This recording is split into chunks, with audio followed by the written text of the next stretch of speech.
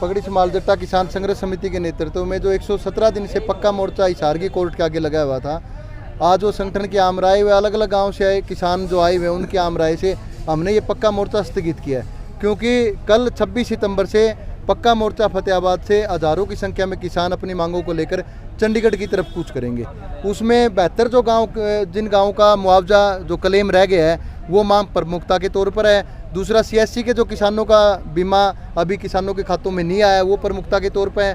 गुलाबी सुंडी से जो अभी इस सीज़न में कपास की फसल पूरे तौर पर ख़त्म हो गई है वो मुद्दा प्रमुखता के तौर पर है।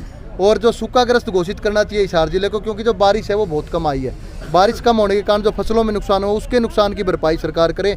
इन मुद्दों को लेकर कल पक्का मोर्चा फतेहाबाद से हम चंडीगढ़ की तरफ कूच करेंगे। हज़ारों किसान संगठन के झंडे लेकर जब सड़कों पर उतरेंगे तो हमें लगता है कि सरकार कोई बातचीत करेगी, सरकार कदमों में होगी। क्योंकि पिछले 38 दिन से 10 अगस्त के बाद में यहाँ पर प्रशासन ने किसी तरह की कोई बात नहीं की है। तो हमें लगता है कि क्योंकि प्रशासन जिस तरह ये कह देता है कि फाइल चंडीगढ़ की गई हुई है, तो हमें लगता है कि अब की बारी चंडीगढ़ की तरफ चला जाए।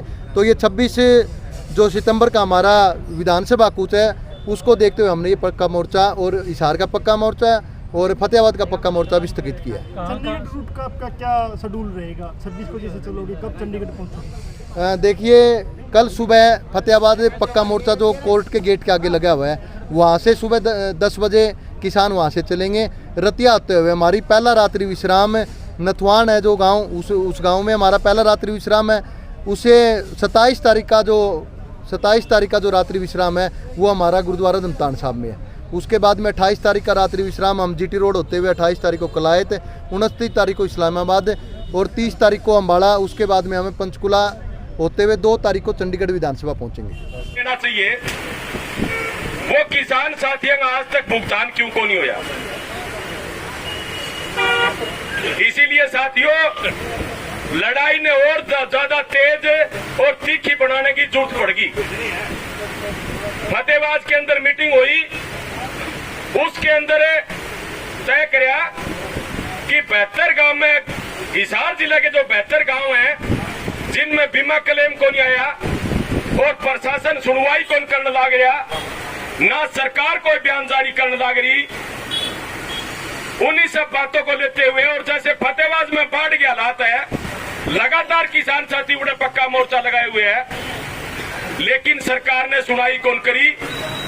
इसीलिए तय किया कि 26 सितंबर को हम पैदल विधानसभा कुछ करने की तैयारी करेंगे। पे वादा किया गया था कि जिस दिन जावांगे पाई का हिसाब देके जावांगे भाई।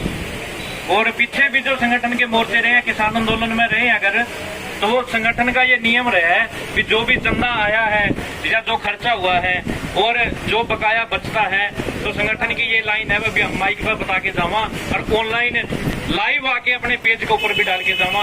लांदड़ी टोल पे भी इसी तरह हम मतलब 50 लाख का हिसाब से किताब रहा था, वहां डाल के गए थे। किसी साथी ने अगर किसी भाई ने डिटेल अकेली डेट के तिथि के हिसाब से जाननी हो तो वो हमारे से जान सकता है। सीधा आंकड़ा आज रखते हैं 12,97,550 रुपये आज तक इस धरने पर, इस मोर्चे पर चंदा आया जी। 12,97,550 रुपये और 11,691 रुपये खर्चा हुआ है आज तक का और 1,96,859 रुपये मोर्चे के पास बकाया है।